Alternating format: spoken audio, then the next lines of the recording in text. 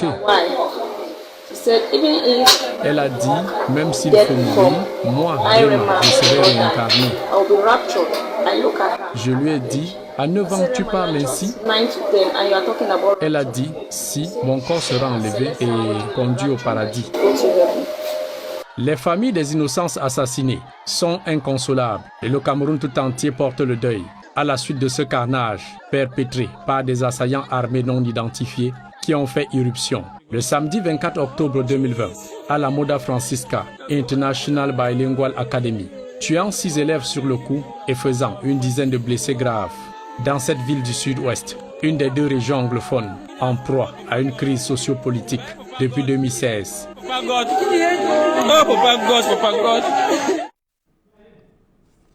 Et les populations de la ville de Kumba sont sorties en masse ce jour pour dénoncer cette tuerie des élèves de l'école privée Moda Francisca International Bilingual Academy. Et comme vous pouvez le voir en image, ces populations sont sorties dans les rues pour dire non à un tel acte de barbarie. Et je vous le disais, ces populations, vous le voyez en image, sont sorties ce dimanche en masse pour dénoncer cette tuerie des élèves de l'école privée Moda Francisca International Bilingual Academy. Les populations, par contre, à main, disent non à un tel acte odieux. Le gouvernement camerounais réagit après cette attaque qu'il qualifie d'acte terroriste, ignoble et barbare perpétré par des rebelles sécessionnistes dans la ville de Kumba. Au cours d'un point de presse donné hier soir, le ministre de la Communication a réitéré la position du gouvernement qui se dit choqué et profondément indigné. Je vous propose de l'écouter. Le gouvernement de la République, choqué et profondément indigné, condamne avec la dernière énergie les auteurs de cet acte odieux, lâche, abominable, perpétré contre des jeunes innocents. Le gouvernement estime qu'aucune cause au monde ne peut justifier ou légitimer de telles atteintes systématiques à la vie d'êtres humains, encore moins à celle d'enfants innocents, d'élèves ou d'étudiants. Le gouvernement de la République entend cette fois encore prendre à témoin le peuple camerounais tout entier et dénoncer fermement tous ses concitoyens qui, tapis dans l'ombre à l'étranger, dans leur pays d'accueil, orchestrent ces assassinats ignobles et alimentent le climat d'insécurité dans les régions du Nord-Ouest et du Sud-Ouest. Le gouvernement entend également en appeler une fois de plus à la coopération active et sincère des pays amis où sont hébergés les commanditaires de cette rébellion armée, ainsi qu'à celle des organisations internationales si attachées à la défense des droits de l'homme, afin qu'ils aident à leur neutralisation et à la consolidation du processus de pacification des régions du Nord-Ouest et du Sud-Ouest.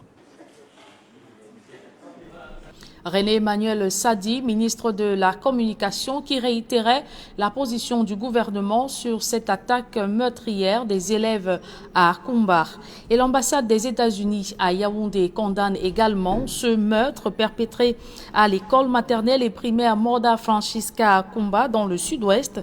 Pour elle, cet acte odieux et méprisable montre un dédain envers les vies innocentes qui représentent l'espoir d'un avenir positif. Selon la représentation diplomatique des États-Unis au Cameroun, la violence doit cesser et les enfants devraient pouvoir exercer leur droit d'aller à l'école sans craindre pour leur sécurité. Les auteurs de cette attaque doivent être tenus pour responsables et traduits en justice, peut-on lire dans leur communiqué publié hier. Indignation également de la diaspora camerounaise. Les organisations des Camerounais établis à l'étranger condamnent la tuerie des écoliers à Kumba dans le sud-ouest. Dans une déclaration commune, elles demandent l'ouverture d'une enquête sur cet assassinat ainsi que ceux commis depuis le début du conflit armé dans les régions du nord-ouest et sud-ouest. On voit tout cela dans ce reportage de Donald Brice Kamgan et Dalastiana. Ce sont au total 8 organisations de la société civile basées dans divers pays européens qui expriment leur désapprobation vis-à-vis de la tuerie de près d'une dizaine d'élèves à Kumba dans le sud-ouest. Entre autres, la Fondation Moumié, le Coach, collectif des organisations démocratiques et patriotiques des Camerounais de la diaspora, le Cercle belgo-africain pour la promotion humaine, ou encore le mouvement de février 2008. Ces associations condamnent l'assassinat de jeunes enfants et demandent, je cite, une enquête sérieuse dans de meilleurs délais afin de poursuivre et punir les responsables du massacre. La diaspora note pour le regretter que depuis le déclenchement du conflit en 2016, le gouvernement a privilégié l'option militaire, contribuant à l'échec du processus de retour à la paix dans les deux régions en crise. Face à la récurrence des assassinats dans le nord-ouest et le sud-ouest, les signataires de la déclaration lue à Bruxelles font des recommandations à 3 niveaux. Aux autorités camerounaises, la diaspora demande d'ouvrir une enquête exhaustive, indépendante et impartiale sur les violences dans le nord-ouest et le sud-ouest depuis 2016 et de punir conformément à la loi les auteurs des crimes autant chez les groupes armés que dans l'armée régulière. À la classe politique de s'unir aux acteurs de la société civile pour trouver des solutions durables à la crise. Au peuple camerounais de ne plus se limiter aux pleurs et à passer à des actions concrètes. Aux États africains de ne plus regarder avec indifférence les tensions meurtrières en cours dans les régions du nord-ouest et du sud-ouest. Évoquons à présent cette assemblée générale houleuse de la Société nationale camerounaise de l'art musical. Des artistes musiciens ne s'entendent pas sur les textes devant régir la SONACAM. Convoqués à Yaoundé pour la modification et l'adoption de nouveaux statuts, les débats coincent notamment sur l'idée de création d'un organe de contrôle interne de la gestion du PCA. D'autres précisions avec Aïk Cyril. Ils ont fait le plein du palais des congrès de Yaoundé. Les artistes musiciens convoqués à une assemblée générale de révision des textes de la Société nationale camerounaise de l'art musical SONACAM avant une autre assemblée générale qui sera convoquée plus tard en vue d'élire un nouveau conseil d'administration. D'entrée de jeu, le ministre des Arts et de la Culture fixe le cap. Je formule enfin le vœu que vos travaux se déroulent dans la sérénité, sous les auspices de votre sens élevé de responsabilité citoyenne, d'élan patriotique et de l'intérêt général, dans la perspective d'un sous-secteur des arts et de la culture apaisé et assaini. Juste le temps pour le MINAC de se retirer après son discours. Les premiers éclats de voix se font entendre. Les artistes ne s'entendent pas sur qui de la direction générale, du conseil d'administration ou de l'assemblée générale doit préparer et adopter le budget annuel de la SONACAM. Les échauffourées durent plusieurs minutes, puis les esprits se calment sans que la question soit véritablement tranchée. Survient alors une autre paume de discorde.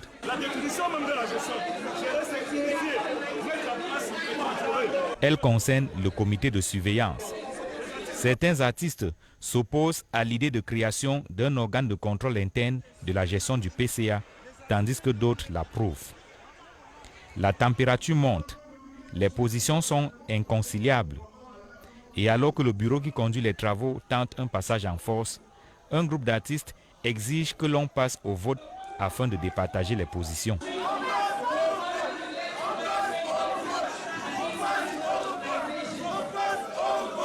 Mais comme pour le premier point d'achoppement, les travaux vont se poursuivre sans que la question soit véritablement réglée.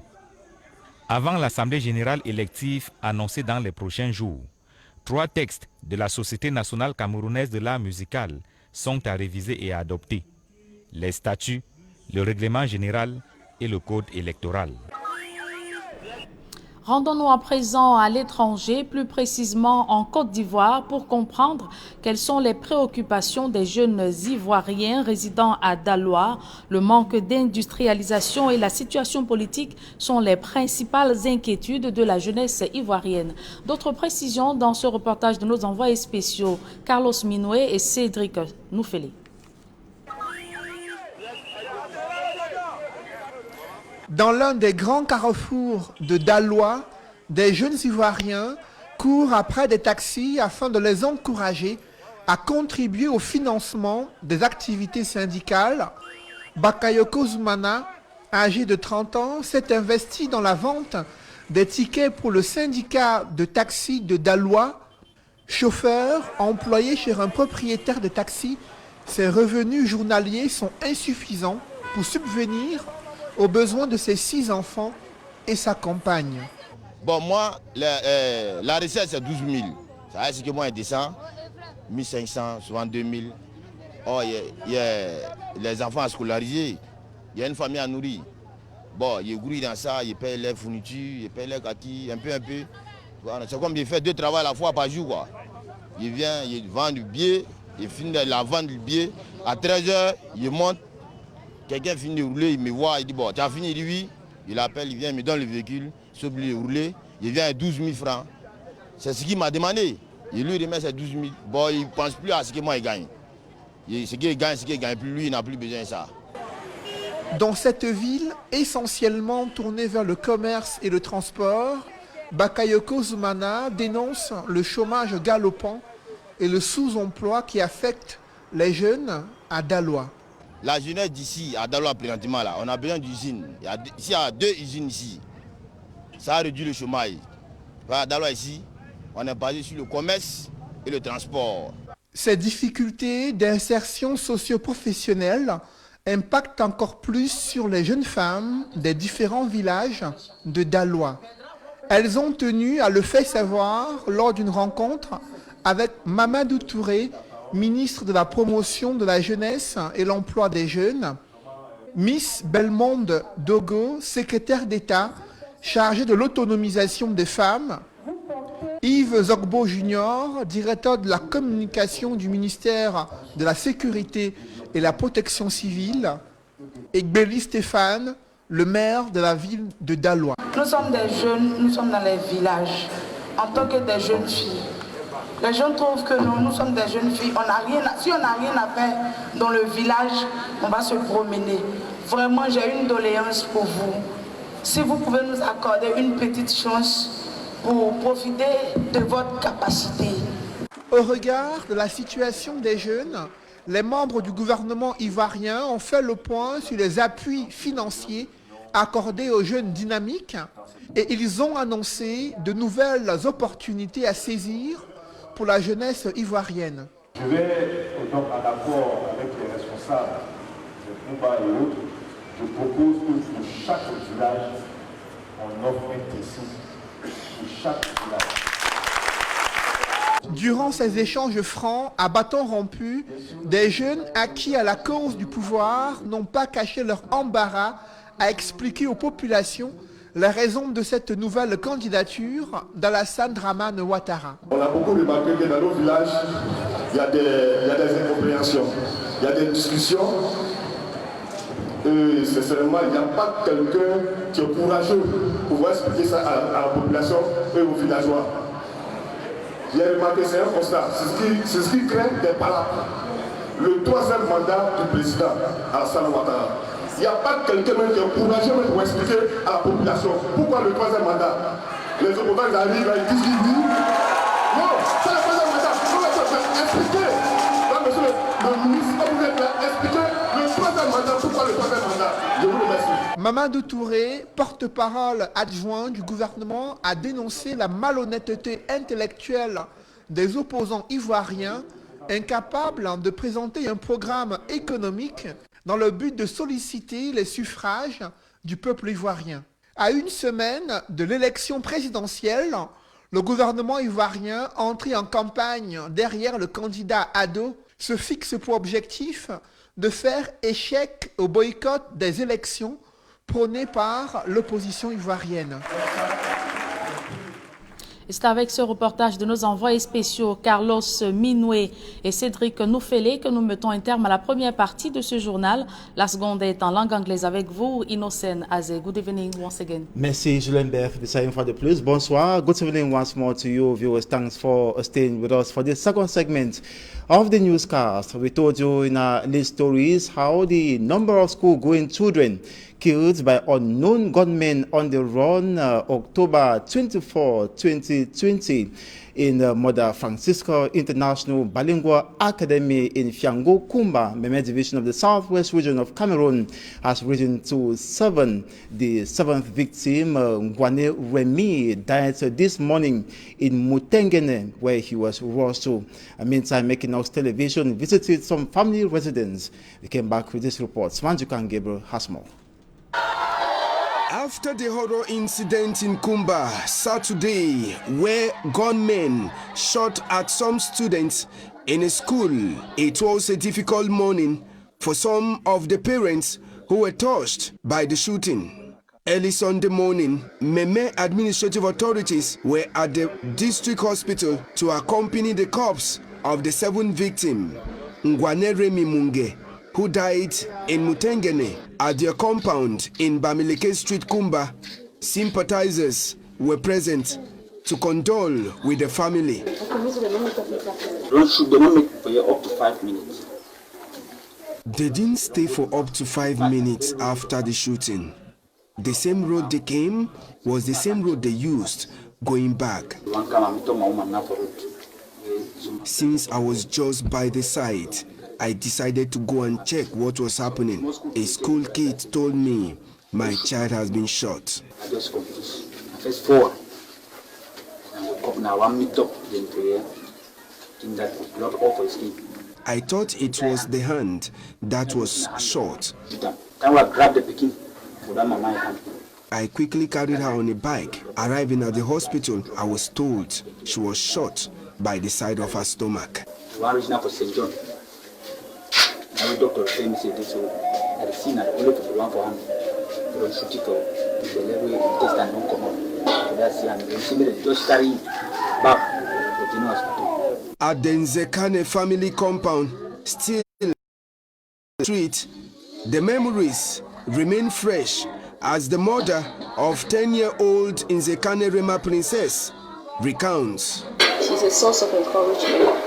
Before she was even going to die, she made a statement. She was discussing with the elder sister. She said, "Mom, I will not die." I asked her why. She said, "Even if death will come, I, Rema, will not die. I will be raptured." I look at her at her age. I said, "Rema, you are just 9 to 10 and you are talking about rapture." She said her celestial body will be raptured and she will go to heaven. The secretary of the church for the children group for Baptist Church. Rema, even when I be weak or study the word of God, I get Bible to Rema will say, "Mom, you cannot even say all the books of the Bible." She will get to encourage me. She will say she will repeat after her. In this neighborhood, they call her Mommy Pastor. She's the best gift that any parent will have. We wish to have. The Equinox TV crew also stopped at the residence of 11-year-old Ngu Jennifer, who also died as a result of the Bamileke Street shooting on Saturday. Her father, Kingsley Ngu, is still in pains. I was told they have shot my child in school. As I arrived in school, I saw that the head of the child has been blown off. After the 7th victim who gave up the ghost early Sunday morning, 13 are still hospitalized due to injuries they received. For now, all those who have died as a result of the shooting in Bamileke Street, Fiango Kumba, are girls. Equinox Television equally spoke with the parents at the Presbyterian General Hospital, and she's equally mother of one of the victims injured in that attack in the Mother Francisca International Bilingual Academy. Take a listen to her. I cannot really explain because I was not there. She's the one that can explain this. Since as she's in trauma, she cannot really explain. So I was in shock because I was behind the house. It's directly opposite my house. The school is directly opposite my house. So I heard the gunshots. I was behind. So as I heard the gunshot, we hit ourselves. But after the gunshot, it was about 3 minutes. It did not take long. It was about 3 minutes when I heard the gunshot. We hit ourselves. Then later on, I had to run to the house, in front of the house. Then I heard one boy was saying that, "Hey, look at blood coming out from that child." It's behind the school that they were shooting, so I had to run, open the door and run. And I saw my daughter coming. She was crying. She was coming back from the school. As I was going, I just met her on the way. She was crying, "Mommy, mommy." She held her stomach like that. So I just ran to the child and carried the child. One boy just came like that and took the child from me and run to take the bike and run to the general hospital. So I met them there. From there, the child was in emergency. After some time, they asked for blood. We went and took blood. They go and give her. Then Doctors Without Border came and carried her and transferred her here. So since she wanted to be a doctor. The newly elected city mayor of Kumba, Gregory Mewanu Ntemoyok, and the divisional officer for Kumba 1 subdivision have led a protest denouncing the Kumba school shooting on Saturday, October 24, 2020, in the Mother Francisco International Bilingual Academy. Joined by their collaborators dressed in black, they raised placards bearing messages, some of which read, "We need pens, not guns. We say no to Amber Boys in Kumba. Enough is enough. Kumba population say no to secessionists. Kumba children's lives matter. Protect our children," and many others. They equally protested with peace plans as they passed through major streets in Kumba, guided by elements of the National Defense and Security Forces. Prayers were made, casting evil spirits haunting some humans to become unscrupulous as they commit such barbarism. Take a listen.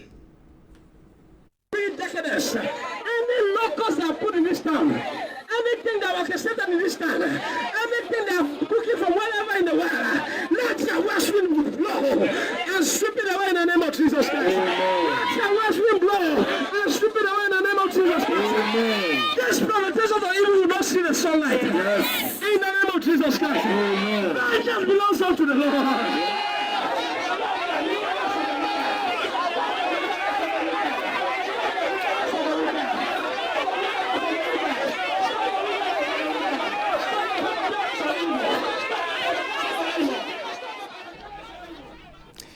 In a release signed by Agabito Sufon, Bishop of Kumba, he indicates that the Kumba diocese is crying and asking why the children were murdered. What did they do wrong? Is it because they went to school? Were they not allowed to go to school by those who previously restricted them for the past 4 years? How could they ask children to go to school and turn around to massacre them? Who then could have done such a gruesome act? We are mourning and pondering in our painful hearts. Is enough not enough? Was Ngarbu not enough? How much of the blood of our children needs to be shed before something concrete and immediate is done? How long will the past that be and are capable of restoring peace and tranquility in the distressed northwest and southwest regions sit and wait? Will all our children die before something is done? We are desperately crying and wailing and asking what is holding back those concerned. I mean the international bodies and the government of Cameroon to look for a lasting solution to this problem that will restore justice and peace. These are some of the questions posed by the Kumba Diocese in the release. The bishop in the communique invites school children, students, parents, and guardians to join him in the Sacred Heart Cathedral, Fiango, Kumba, on Friday, October 30th, 2020, to pray for the repose of the souls of the 7 innocent children killed Saturday. And also onto another religious reaction, His Lordship Jean Baruga, Archbishop of Yaoundé, reacts on the Kumba school killing, saying, "This horrible assassination plunges Cameroon and the entire world in immense pain and sadness. It is criminal, it is cruel, and this carries no message except that of the absurd and murderous madness of the barbarism and the indignation of its indignation it arouses. The death of these children is worthy. It is in fidelity and in honor they were massacred while fulfilling their state duty. They were killed with their pencils, books, school bags in their hands. They were persecuted in the field of their civic and human responsibilities. They are martyrs. They are innocent saints in the eyes of God as in the eyes of men. These are words of His Lordship Jean Mbarga, who urges all to pray and work for the advent of peace, dialogue, and the building of a nation and the world that protects children, their rights, and their lives. And the government of Cameroon, through its communications spokesperson, René Emmanuel Sadi, says the incidents occurred in the Mother Francisco International Bilingual Academy because there was absence of the military. He says during the press conference that the school was operating clandestinely. Immaculate Fogwe compiles the minister's reaction in the following report. Few hours after the gruesome murder of school children at the Mother Francisca International Bilingual Academy in the Fiango neighborhood, Kumbatu subdivision, government spokesman René Emmanuel Sadi, in a press outing, strongly condemns the killing. The government of the Republic, shocked and deeply outraged, condemns in the strongest terms the acts carried out by the perpetrators of these odious, cowards, and abominable acts against innocent young people. The government is of the opinion that no cause in the world can justify or legitimize such systematic attacks on the life of human beings, not to talk of the lives of innocent children, pupils, or students. Minister René Emmanuel Sadi went further to explain the circumstances that led to the Kumba massacre. A group of over 10 terrorists, armed with war weapons and dressed up in real commando style,